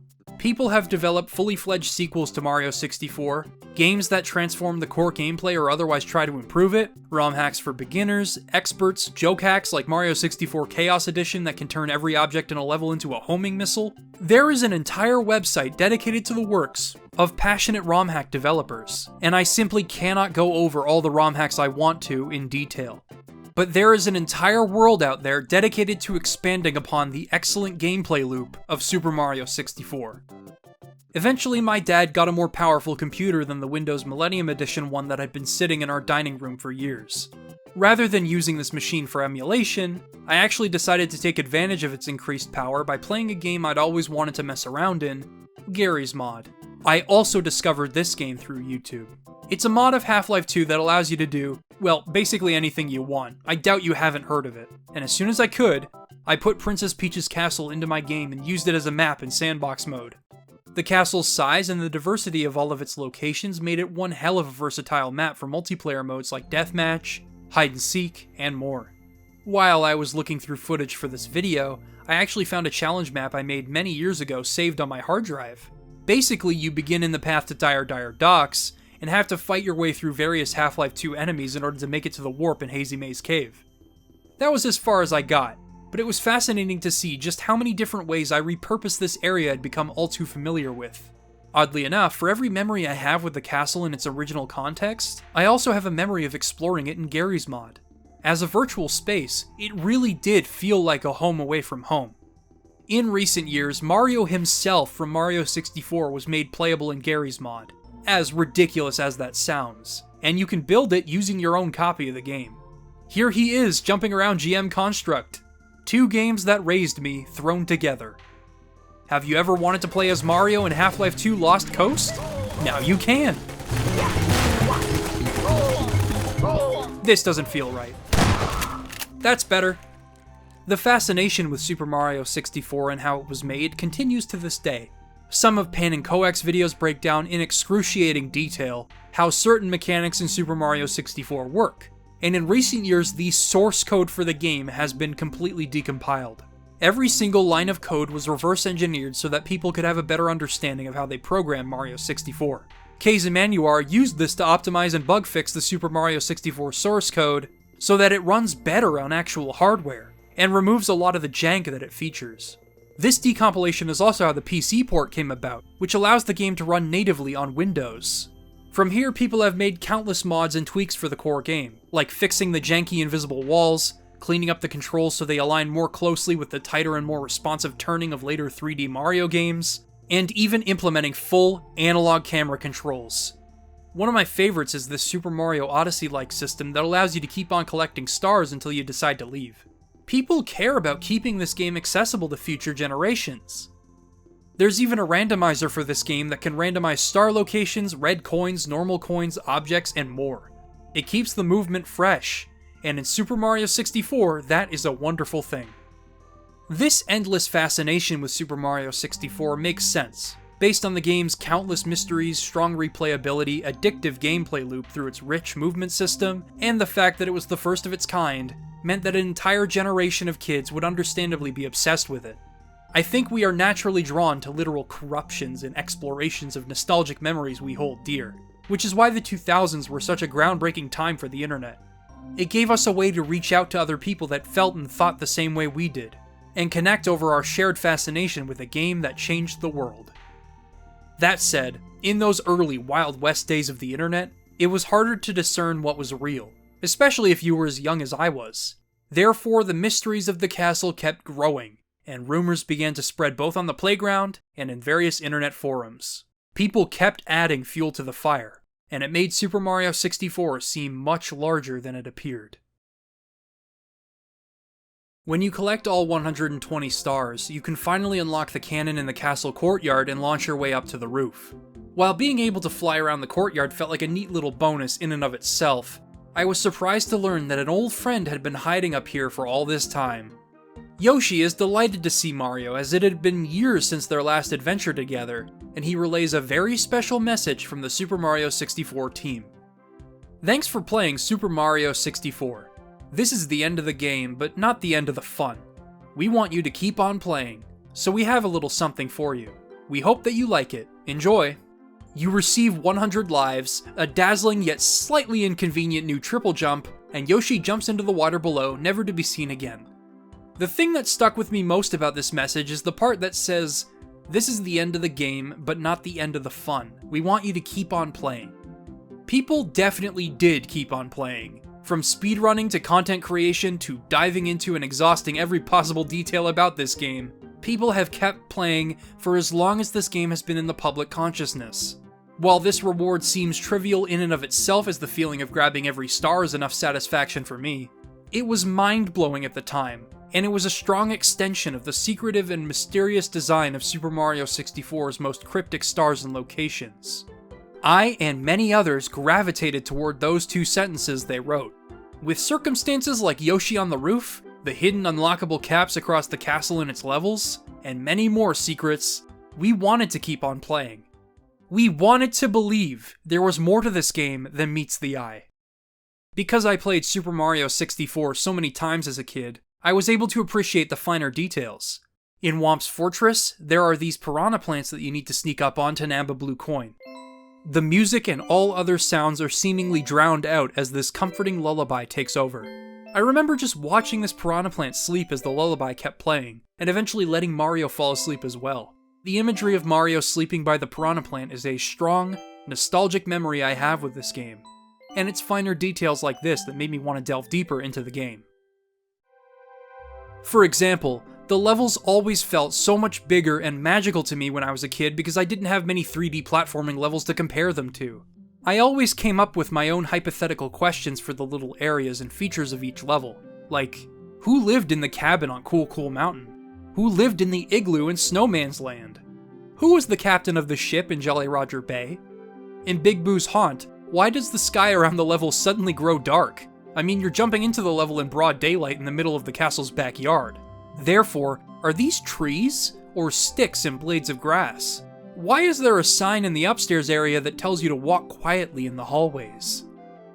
I also wondered where the static, unique paintings in the upstairs area led. The walls of the final area of the castle are pressed into a single painting by the stairs here, and I always felt like if you jumped into it, you would end up in one of the Star World levels in Super Mario World. Or how about these balls of light near Wet Dry World? Where do these go? They kinda reminded me of Navi from Ocarina of Time when I was a kid, so I thought they'd take me to Hyrule. The imagination was flowing at this point, and it couldn't be stopped. One of the most prominent mysteries I remember getting swept up in was the mystery of the 121st star. Certain Mario 64 bloopers and Game Shark videos I watched on YouTube back in the day had a star count higher than 120, and I always thought that maybe the game was hiding a second quest like The Legend of Zelda. Maybe you could access it through a cheat code or something. Obviously they were using Game Shark codes. They used a code that maxed out their star count right off the bat, and then they collected stars from there to increase it beyond what was possible. But if it wasn't already clear, I desperately wanted to believe there was more to be found. This brings us to the biggest mystery of them all, the one that ignited the imaginations of millions of players around the world. Where the heck was Luigi? Super Mario 64 was one of the first main series Mario games not to prominently feature Luigi. He was simply nowhere to be found throughout the main game. He didn't even receive a mention.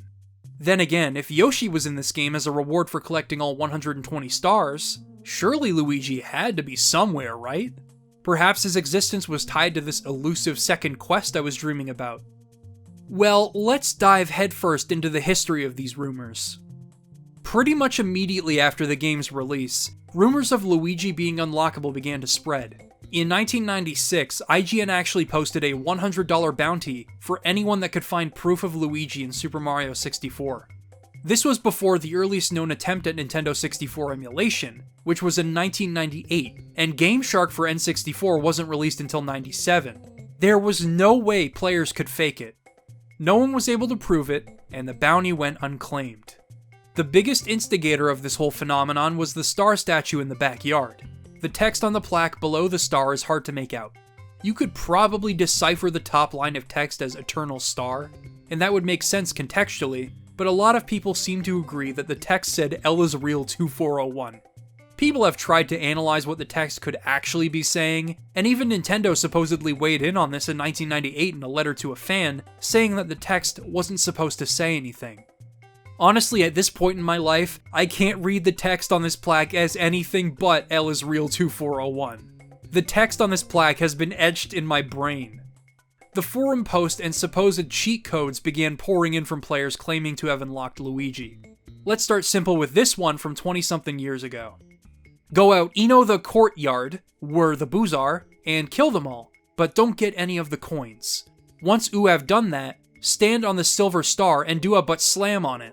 Luigi will apper to oo in the water. This was actually a surprisingly prevalent rumor, despite how simple it was to perform. It was relatively believable back then because of that simplicity. But because people would try this out and nothing would happen, these so-called Mario 64 experts decided to get creative. They'd always suggest these insane setups for unlocking him that could take hours to replicate in real time. Take a look at this one. Beat the game 4 times. On the 5th playthrough, go to Bob-omb Battlefield and initiate the Koopa the Quick Race. While that is happening, free the Chain Chomp and it will lead you to Luigi. Save the game and you can play as him. Of course, in all caps, this only works for the Japanese version. I mean, playing the game 4 times is quite a stretch, but this still isn't nearly as elaborate as some of the other hoaxes I've seen. Stuff like holding up on the analog stick for the second controller while collecting 64 stars in one sitting, and then resetting and copying your save to file B, collecting 2,401 coins in total to combine with a star statue and open a portal to hell. Although I'm making these up, these hypothetical steps weren't far off from what people were posting back then. The one I remember the most fondly was this post on Super Mario 128 Central from 2000, which had several specific steps including running 64 laps around the star statue in the backyard. They even included images of Luigi supposedly following Mario around after he was unlocked. This was, of course, a hoax. Luigi's model was ripped from Super Smash Bros., and it was posted on April Fool's Day that year, adding insult to injury when I eventually found the article as a kid and tried it. Yes, I did actually run 64 entire laps around the fountain. Whenever I joke about the rumors that spawned from trying to unlock Luigi, I always cite that step in particular because of just how stupid and time-consuming it was. The other part that people speculated about was the 2401 portion of the supposed text on the plaque. Certain steps that people would provide involved that 2401 portion as well. The aforementioned coin collecting, leaving the console on for 2,401 hours, collecting 24 stars and exactly 1 coin. It's hard to find the sources of these ones in particular, as the forum posts are likely long gone, but they were a dime a dozen. I remember someone pointing out that February 4th, 2001 was actually the North American release date of Paper Mario on the N64, and I found that to be an insane coincidence. I mean, it was actually February 5th, 2001, but close enough, I guess. These rumors continued for a while, but obviously nothing came of them. However, in 2004, Luigi would finally be discovered in Super Mario 64 DS. He was playable alongside Mario, Yoshi, and even Wario. Let's take a quick look at this remake, because I believe it carries the spirit of the original's elusive secrets. Super Mario 64 DS takes the castle of the original game that we've all come to know by now, and amplifies the mystery by including all new stars, rooms, and minigames to unlock. It subverts expectations in the best ways, so no matter how familiar you are with the original game, there will always be something new to discover, and your knowledge of the original will often be rewarded. You begin the game as Yoshi, who isn't as fast or agile as Mario, but he can perform a flutter jump and stuff his face by using his tongue to grab stuff. In the main lobby, you'll notice that the room to the secret slide now has a border around it, and upon entering, you'll notice 4 distinct doors housing characters unlockable with the corresponding key. Through the middle door, there is a room with a new painting, a collection of minigames to unlock with the keys you can obtain from various rabbits around the castle, and an 8-star door that leads to a painting wherein you can unlock Mario. Luigi is first unlockable through Big Boo's haunt. Basically, you climb to the top floor of the mansion and you'll find a Luigi painting. From there, you have to solve a puzzle involving listening for Boo's laughter. You fight the boss and you'll unlock the man in green from there. Finally, L is real. Kind of. Personally, my favorite unlock method between the characters was for Wario. Each of the 3 caps from the original game have been transformed into a single power flower that provides each character with different effects. Wario uses the functionality of the metal cap, Luigi uses the vanish cap, which makes sense because Big Boo's haunt uses the vanish cap, and Mario uses the wing cap, as well as whatever the hell is going on here. Anyway, upon entering my beloved mirror room, you'll notice a power flower sitting on one of the pillars. By collecting it with Luigi, you can actually walk through the mirror and into the reflection of the door, which leads you to a white room with a power star. This room is already an extension of the wonder that Super Mario 64 inspires, but it has more to it than that. The room has the painting of Luigi from Big Boo's haunt, hinting at which character is required, while the reflection contains a painting of Wario. If you jump in, you can clear the level, fight the boss, and unlock the man himself. Probably my favorite secret in this entire remake, despite not being terribly difficult to figure out. Like Yoshi, each of the portly plumbers have their own ups and downs. Wario can break large blocks, while Luigi can jump incredibly high, and his backflip allows him to hover anywhere he likes and completely break certain platforming sections. This move was actually in the Space World 95 preview build, and it was nice to see it make a return here, even if it is incredibly busted. You can also find the caps of the characters across each level, and you can become that character until you take damage, allowing you to collect certain stars even without having them unlocked. There's a map of each level on the bottom screen, and there are new stars in each level. New levels and secret stars to find across the castle, all adding 30 stars to the existing 120. 64DS transforms the original game while also staying true to it in many ways. The only drawback to 64DS? The controls are awful. As they were designed for a D-pad, you have 8 directions and a run button. The fact that you can only move in 8 directions with the D-pad actually exacerbates that one issue I had with the original game's controls. The wide U-turns seem even more prevalent here. You can also use the stylus, but using the touchscreen for a platformer sounds like a hell I do not wish to endure. No matter how you slice it, digital controls do not allow for any of the accuracy afforded to you by the analog stick. And when you consider that Super Mario 64 was built around analog controls, and even set an industry standard through its use of those controls, it's hard for me to revisit this game in retrospect. Thankfully, fans have implemented analog controls using the touchscreen inputs as a base, which makes this game far more enjoyable to play. Anyway, I went off on a long tangent about 64DS, but I feel like it contributes a lot to that wonder-filled legacy we've been discussing. But when it comes to Luigi, he did eventually become playable in Super Mario Galaxy, and that game actually had a 121st star to collect if you collected 120 stars both as Mario and Luigi. Luigi himself happened to be that second quest I had wondered about as a gullible, yet quite imaginative kid.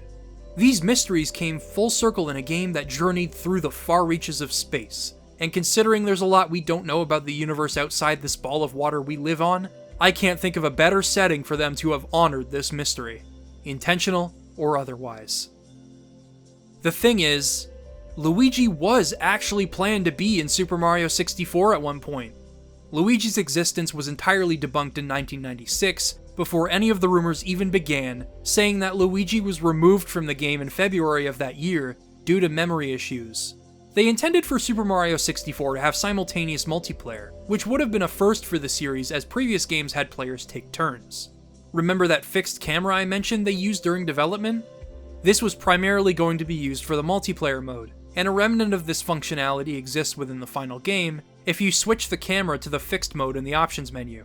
Sadly, they couldn't get their experiments running smoothly, especially as the levels grew more complex and the camera system was being settled on. He was almost implemented in a Mario Bros. Arcade-style minigame, but since the console would only be sold with one controller, the team finally decided to scrap Luigi altogether. And that would have been the end of it. But something extraordinary happened years later. In July of 2020, Nintendo suffered a massive leak of development assets, including bits and pieces of original source code for several of their projects. Dylan Cuthbert, programmer on Star Fox 1 and 2, confirmed the veracity of these leaks by mentioning the contents of what was leaked for Star Fox 2 contained development tools he hadn't used in nearly 3 decades. Early builds and rough or otherwise unused content from Super Nintendo games, Nintendo 64 games, Game Boy Advance games, source code for the Nintendo 64, GameCube, and Wii, and countless other miscellaneous things were found, including a game that had never been released or mentioned in any capacity, called Super Donkey. Based on the art design, it seems to be a prototype of what eventually became Yoshi's Island. This entire leak was tantalizing to sift through, and you have to wonder what else Nintendo has locked up in their archives. That's the beauty of stuff like this. We are endlessly hypnotized by how exactly our favorite games came to be.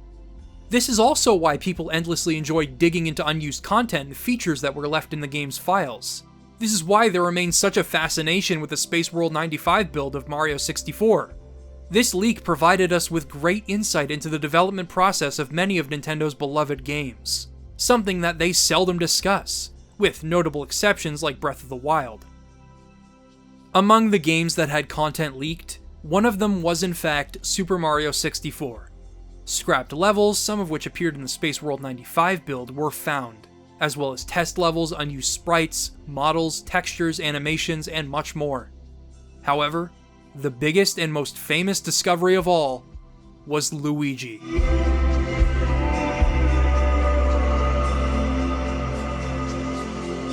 We'd known he existed at one point in development, but we had yet to see a single remnant of his existence in any supplementary material or unused content.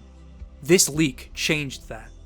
We didn't get any code or random strings of text related to his existence or anything like that. No. Instead, we got his entire model. The model itself was a mess when it was first discovered, but it was soon reconstructed. We could finally get a good look at the man himself. L was finally real, after all this time. The best part? Super Mario 64 was released in June of 1996, while this so-called Giga Leak occurred in July of 2020. That's a gap of 24 years and 1 month. 2401. A coincidence of cosmic proportions? Definitely, but perhaps that plaque was trying to tell us something all along.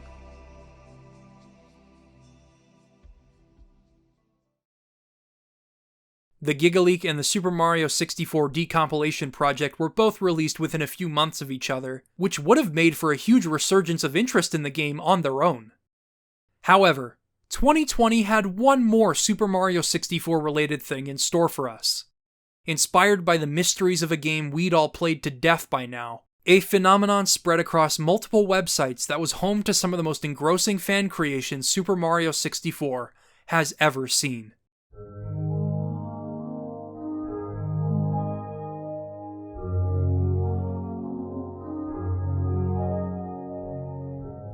As we grow older, it is possible to lose touch with our imagination. We will always have it to some extent, but our adult imagination is usually informed by our experience with reality and living life, and we often use it to make decisions as they come. However, a child's imagination doesn't have these constraints. They aren't restrained by the limitations of what we know is possible. It overpowered logic. This was what drove a lot of us to obsess over those elusive mysteries and details in Super Mario 64. Before I had an understanding of how games worked and why they were structured the way they were, I firmly believed a lot of the absurd things we saw on the internet in that era were possible. This is what I believe led to the conception of the phenomenon that claims every copy of Super Mario 64 is personalized, and that Nintendo's experimental personalization AI would create a version of the game very slightly altered to your tastes. A later post adds, "Have you ever played someone else's copy of Mario 64?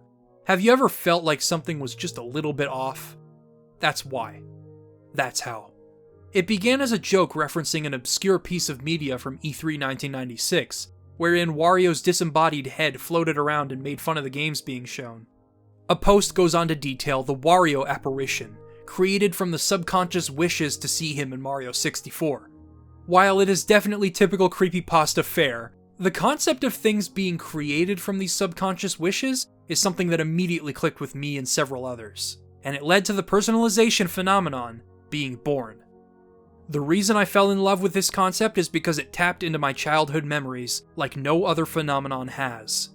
The personalization AI was also a clever way to rationalize why some kids on the playground claimed to have unlocked Luigi. Perhaps they weren't actually lying. Maybe they really did in their game. Many videos were created to visualize some of these abstract urban legends, some looking relatively true to the original game or development builds, usually with the uploader putting a creepy spin on things.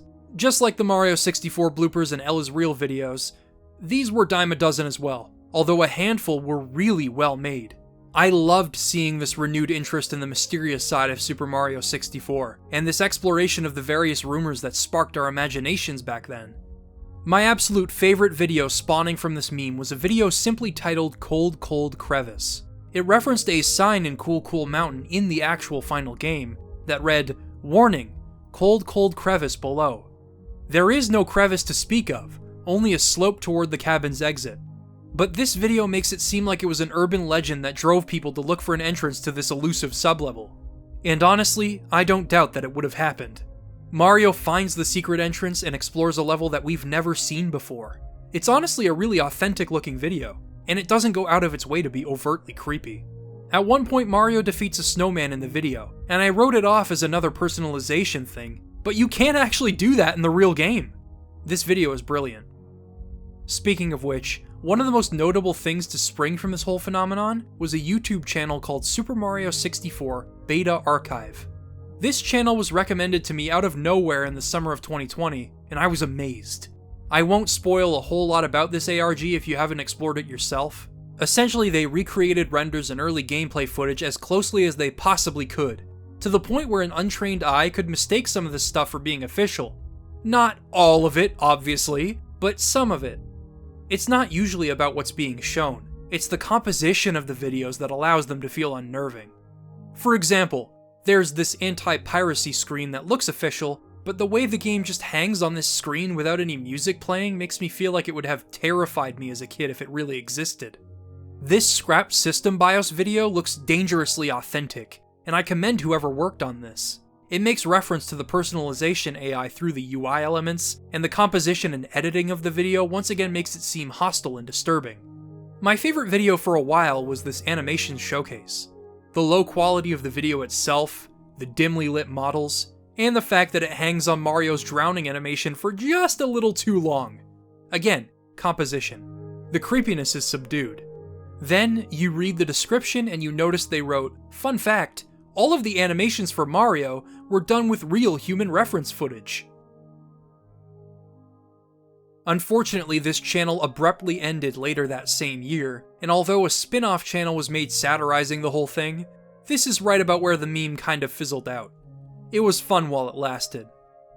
Then there's this infamous Super Mario 64 iceberg image. On it you can find El is Real, the Wario apparition, Cold Cold Crevice, and other little bits and pieces of Mario 64 media, both fictional and non-fictional.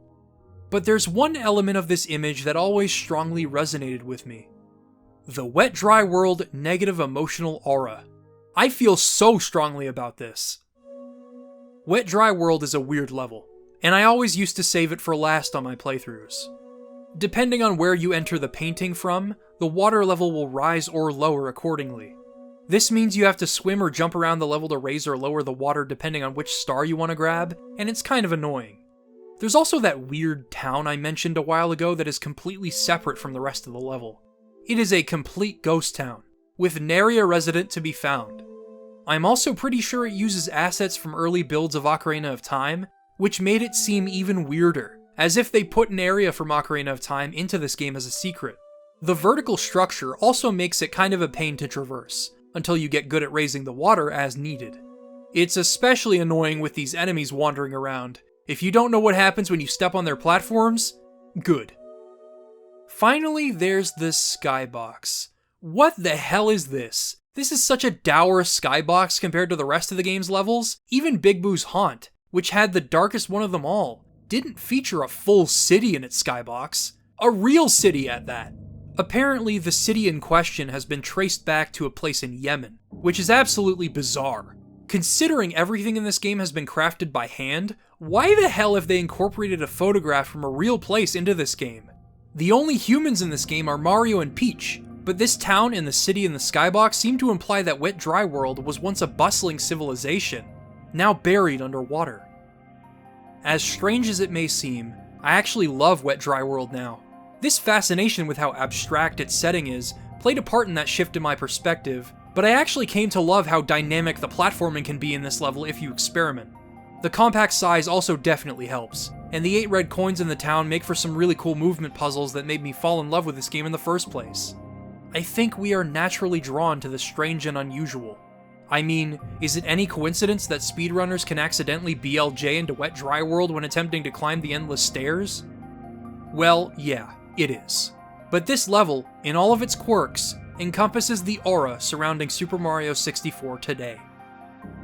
I played Super Mario 64 a lot as a kid, so much so that I used to have dreams about it. I had dreams about visiting areas of the castle that didn't exist. I had dreams about obtaining stars that didn't exist. And of course, I had dreams about unlocking Luigi. This entire meme felt like I was watching those dreams come to life, and it allowed me to step back into the illogical imagination my child self used to have, watching my wishes come true, fostering an obsession with another childhood beyond ours, existing in an eerie liminality. It was more than just a meme. It was a transcendental experience.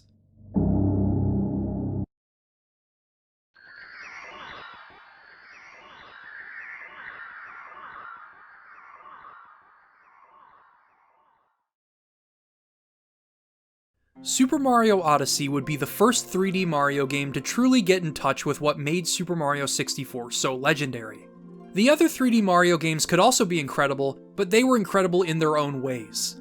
Super Mario 64's movement was so dynamic and creative that it allowed for experimentation beyond what anyone thought was possible. Super Mario Odyssey interprets this creativity through Cappy, with techniques that allow for some of the coolest emergent gameplay that Mario has ever seen. The freedom to collect power stars and go about each level in any order you like was expanded upon with Power Moons, as you can collect as many as you like, in any order you like, so long as you meet the requirement for progressing the game. And further rewards for racking up as many Power Moons as possible give satisfaction to seeking everything out. Its speedrunning scene and passionate community have made this game as dynamic as the game that directly inspired it. In many ways, it recaptured the essence of Super Mario 64. Its spirit, not just its general structure and gameplay. When I say that Super Mario 64 is more than a game, I am referring to just how much of its thought-provoking, mysterious nature spun off into an explosion of passion and creativity from its fans. Speedrunning continues to breathe new life into the levels and controls as time goes on. Secrets, Easter eggs, rumors, and urban legends kept discussion of the game alive for many years. Its unprecedented status upon release drove people to delve into every aspect of its design. Eventually, the things we wanted to believe were real came to life, both through development leaks and one of the coolest artistic phenomena I have ever seen a video game inspire. Super Mario 64 will always continue to inspire our imaginations as people attempt to find the metal cap for the first time, talk to Yoshi for the first time, find new strats and reroute the speedrun, and we relive our childhood innocence and wonder through art. The credits theme of Super Mario 64 used to just remind me of finally conquering the castle for the first time, but now it feels so much bigger. It plays when I complete a subsequent playthrough and remember I can never experience this game for the first time again. It plays for speedrunners after completing their runs. It plays against the backdrop of everything that has spawned from the game's existence in popular culture. But most importantly, I think it unites everyone by reminding us of simpler times. Nostalgia is a powerful drug, but based on the feats that speedrunners have accomplished and the things that artists have created, I believe it can also be our fuel for our next ventures in life. I've been Liam Triforce. Thanks for watching. Thank you so much for playing my game.